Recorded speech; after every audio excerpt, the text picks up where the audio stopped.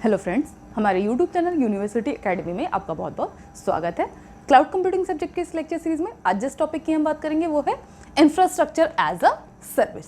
Right, infrastructure as a service की अब अगर हम बात करें तो इससे पहले मैंने सॉफ्टवेयर एज अ सर्विस की बात की थी and platform as a service की बात की थी। राइट, वो सर्विसेज के बारे में आप यहाँ पे आई बटन में जाके वो वीडियोस देख सकते हो जहाँ से आपको एक बेसिक आइडिया मिलेगा software as a service and platform as a service का। राइट, अब अगर इंफ्रास्ट्रक्चर एज अ सर्विस की बात करें तो इंफ्रास्ट्रक्चर एज अ सर्विस में बेसिकली क्या है कि इसमें क्लाइंट को बेसिकली एक इंफ्रास्ट्रक्चर प्रोवाइड किया जाता है। राइट, मींस कि कोई भी डिजाइन सर्विसेज नहीं मिलेंगी, कोई भी प्लेटफॉर्म एज सच नहीं प्रोवाइड किया जा रहा है, बेसिकली उसको एक इंफ्रास्ट्रक्चर ही प्रोवाइड किया जा रहा है जिसमें कि डिफरेंट रिसोर्सेज अवेलेबल हैं। अब वो रिसोर्सेज हार्डवेयर रिसोर्सेज भी हो सकते हैं, सॉफ्टवेयर रिसोर्सेज भी हो सकते हैं। राइट, अब हार्डवेयर और सॉफ्टवेयर रिसोर्सेज की बात करें तो बेसिकली जैसे कि आपका डिफरेंट मेमोरी रिसोर्सेज है, स्टोरेज रिसोर्सेज है एंड सो ऑन, इस तरह के वैरायटी ऑफ रिसोर्सेज जो कि सर्विस प्रोवाइडर यहाँ पे क्या करता है, डिफरेंट यूजर्स को, डिफरेंट क्लाइंट्स को प्रोवाइड करता है। राइट, बट यहाँ पे क्या है, जो भी रिसोर्सेज यहाँ पे प्रोवाइड किए जाते हैं क्लाइंट्स को वो फिजिकली प्रोवाइड नहीं किए जा सकते हैं। एक्चुअली में these resources are provided virtually to the users. Right, तो बेसिकली प्लेटफॉर्म ये इंफ्रास्ट्रक्चर एज अ सर्विस में क्या है कि कोई भी एक इंफ्रास्ट्रक्चर वो क्लाइंट को प्रोवाइड किया जाता है। राइट, और उसका यूज करके बेसिकली वो जो इंफ्रास्ट्रक्चर सर्विसेज रिसोर्सेज यहाँ पे प्रोवाइड किए जाते हैं क्लाइंट को, उसका यूज करके क्लाइंट क्या कर सकता है, जो भी उसकी रिक्वायरमेंट है, जिस भी सर्विस का रिक्वायरमेंट है वो अपने नीड के हिसाब से वो सर्विसेज डिजाइन कर सकता है। राइट, अब सपोज मान लीजिए यहाँ पे क्या है, डिफरेंट रिसोर्सेज, वो किस टाइप के हो सकते हैं, जैसे कि किसी भी सर्विस को डिजाइन करने के लिए बेसिक रिसोर्सेज रिक्वायरमेंट लाइक एक कंप्यूटर सिस्टम का रिक्वायरमेंट है और उसके एडिशनल जो भी रिसोर्सेज है like memory requirement, storage requirement. Right, तो इस तरीके के जो भी रिक्वायरमेंट वहां पे है वो बेसिकली यहाँ पे सर्विस प्रोवाइडर क्या करेगा, डिफरेंट क्लाइंट्स को प्रोवाइड करेगा। राइट, तो ये तो है बेसिक की what is infrastructure as a service, किसमें बेसिकली इसका की कंसेप्ट क्या है। राइट, अब इसके बेसिक फीचर्स की अगर हम बात करें तो जैसे मैंने अभी बताया भी आपको, यहाँ पे कुछ फीचर्स मैंने मेंशन कर रखे हैं, इसको हम देख लेते हैं। तो बेसिकली इसमें क्या होता है, client is provided with N infrastructure. Right, और उस इंफ्रास्ट्रक्चर में क्या क्या चीजें होंगी, like servers, networking, storage etcetera. ठीक है, दीज आर द इंफ्रास्ट्रक्चर्स जो कि यहाँ पे बेसिकली क्लाइंट को प्रोवाइड किए जाएंगे, using which client can design there own application and services. Right, यानी कि ये जो भी इंफ्रास्ट्रक्चर प्रोवाइड किया जा रहा है क्लाइंट को, यहाँ पे क्या होगा, एक प्रोवाइडर, ठीक है, और यहाँ पे यूजर। ठीक है, provider with the help of some virtualization process यहाँ पे क्या करेगा, डिफरेंट यूजर्स को वो रिसोर्सेज, वो इंफ्रास्ट्रक्चर प्रोवाइड करेगा, using which client can develop their own application and different services. Right, अब इसके नेक्स्ट फीचर की अगर हम बात करें, customer access these resources over the internet using pay per use model. Right, means कि जैसे आपको मैंने पहले भी बताया था कि क्लाउड कंप्यूटिंग में क्या है, जो भी सर्विसेज की एक्सेसिबिलिटी है, यानी कि क्लाइंट जिस भी सर्विस को एक्सेस करेगा वो ओवर द इंटरनेट यानी कि with the help of internet use करेगा। राइट, और सर्विस प्रोवाइडर क्या है, किसी भी कोई भी थर्ड पार्टी जो कि क्या कर रहा है, डिफरेंट यूजर्स को सर्विसेज प्रोवाइड कर रहा है। तो बेसिकली यहाँ पे क्या है कि इंटरनेट का यूज करके different services, different resources provide किए जाएंगे डिफरेंट क्लाइंट्स को, एंड उसका जो यूज करने का मेथड होगा वो पे पर यूज मॉडल। पे पर यूज का मतलब कि जितना यूजर का रिक्वायरमेंट है, जिस सर्विस का रिक्वायरमेंट है, सिर्फ उसके लिए पे करेगा और जितने टाइम के लिए रिक्वायरमेंट है उतने टाइम तक पे करेगा। उसके बाद जैसे ही उसका सर्विसेज, उसका यूटिलाइजेशन फिनिश हो जाता है तो वहां पे क्या है, यहाँ पे सर्विस ब्रेक हो जाएगा और उसके बाद यूजर को पे करने की जरूरत नहीं पड़ेगी। राइट, तो ये है बेसिक फीचर्स आपका इंफ्रास्ट्रक्चर एज अ सर्विस का।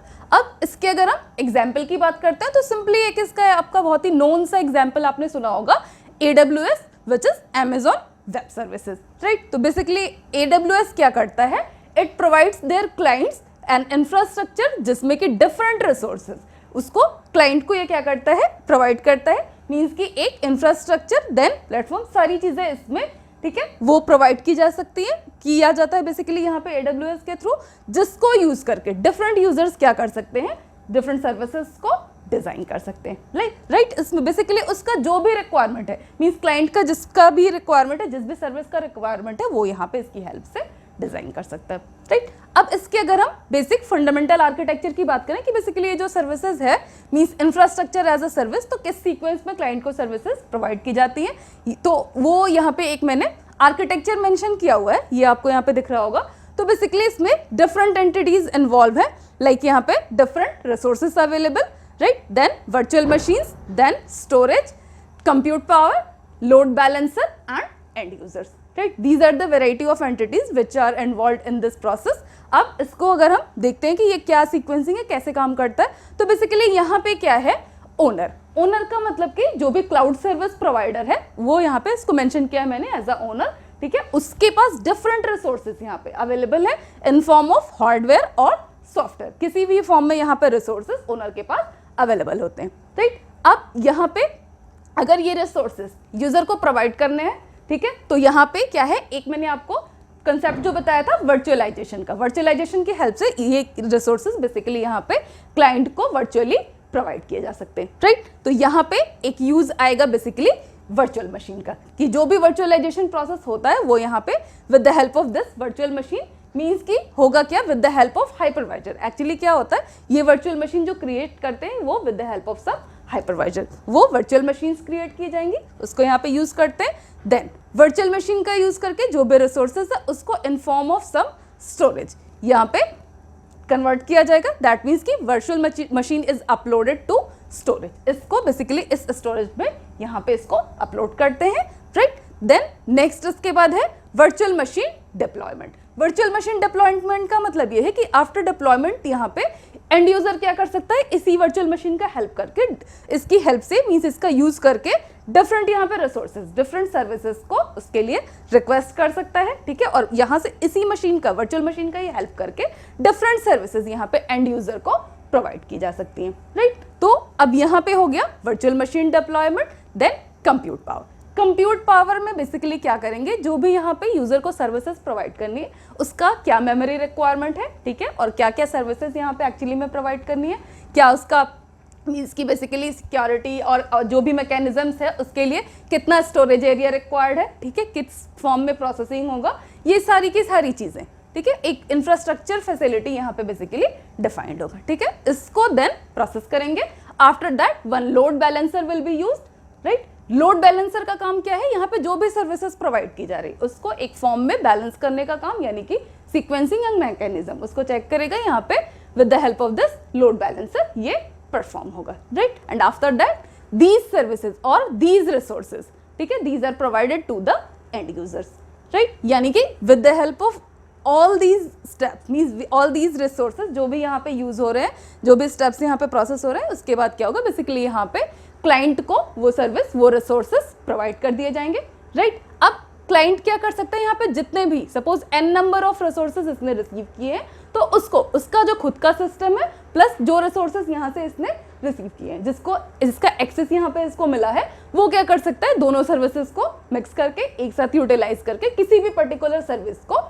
डिजाइन कर सकता है जो भी इस एंड यूजर का रिक्वायरमेंट है, राइट। सपोज यहाँ पे मान लीजिए आपको कुछ स्टोरेज फैसिलिटी रिक्वायरमेंट है, तो इसका जो खुद का स्टोरेज एरिया है एंड देन यहाँ पे जो रिसीव्ड आफ्टर वर्चुअलाइजेशन जो रिसीव हुआ है वो यहाँ पे क्या है, अब वो दोनों मिलके एक बड़ा स्टोरेज एरिया यहाँ पे बन सकता है, जिससे कि क्लाइंट को जो भी यहाँ पे स्टोरेज का रिक्वायरमेंट था अब ये यहाँ पे फुलफिल हो जाएगा, राइट।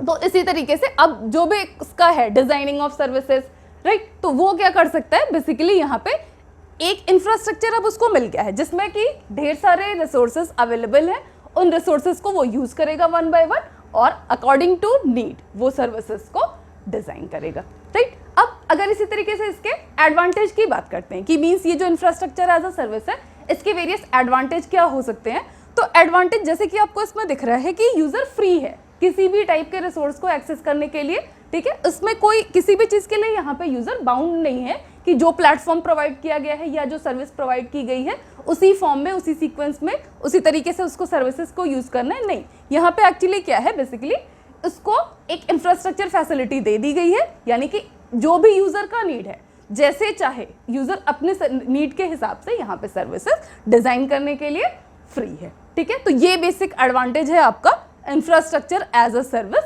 मॉडल का, राइट। इसको अगर कंपेयर करें अगर हम सॉफ्टवेयर एज अ सर्विस और प्लेटफॉर्म एज अ सर्विस में, तो सॉफ्टवेयर एज अ सर्विस में क्या है, ऑलरेडी डिजाइंड एप्लीकेशंस मिलते हैं जिसमें कि यूजर का कोई भी रोल नहीं होता है, राइट। और इसी तरीके से प्लेटफॉर्म एज अ सर्विस में क्या है, प्लेटफॉर्म एज अ सर्विस में यूजर फ्री तो होता है सर्विसेज को डिजाइन करने के लिए, बट जो उसको प्लेटफॉर्म यूज करना पड़ता है वो जो प्रोवाइड किया गया है सर्विस प्रोवाइडर के थ्रू सिर्फ और सिर्फ उसी प्लेटफॉर्म को यूज कर सकता है, राइट। अगर वो चाहे कोई भी प्लेटफॉर्म चेंज करना, ठीक है, तो वो इतना इजी नहीं है। मींस क्या है कि टू अगर सर्विसेज डिजाइंड है वहां पे इंटरऑपरेबिलिटी थोड़ी सी मुश्किल होती है, जिसमें कि एक सर्विस मॉडल से दूसरे सर्विस मॉडल में ट्रांसफर डिफिकल्ट है, राइट। तो उन सारे जो भी प्रॉब्लम्स थी software as a service, platform as a service की, तो उन सबको ओवरकम करता है आपका basically infrastructure as a service model, जिसमें कि ये यूजर फ्री होता है किसी भी टाइप की सर्विसेज को खुद से डिजाइन करने के लिए और रिसोर्सेज को एक्सेस करने के लिए, राइट। अब डिसएडवांटेजेस की अगर बात करें कि फिर इसमें क्या डिसएडवांटेज हो सकता है, तो देखो किसी भी टाइप का क्या है, अगर हम मॉडल यूज करते हैं या कोई भी सर्विस यूज करते हैं तो बेसिकली सम सिक्योरिटी इश्यूज वहां पे अराइज होते हैं कि, तो इसमें भी क्या है कि कुछ security issues time to time arise हो सकते हैं, जो कि मीन्स अगर हम डिफरेंट सिक्योरिटी मैकेनिज्म्स अगर अप्लाई करते हैं तो उन सारे डिसएडवांटेजेस को रिमूव कर सकते हैं, राइट। तो ये था बेसिकली आपका infrastructure as a service model. बाकी की चीजें हम अपने नेक्स्ट वीडियो में लेके आएंगे। आज के लिए बस इतना ही। अगर आपको ये वीडियो अच्छा लगा हो तो आप इसको लाइक कर सकते हो और अपने फ्रेंड्स के साथ शेयर कर सकते हो, राइट। और अगर अभी तक आपने हमारा चैनल सब्सक्राइब नहीं किया है तो आप उसको जल्दी से सब्सक्राइब कर सकते हो। Thank you so much.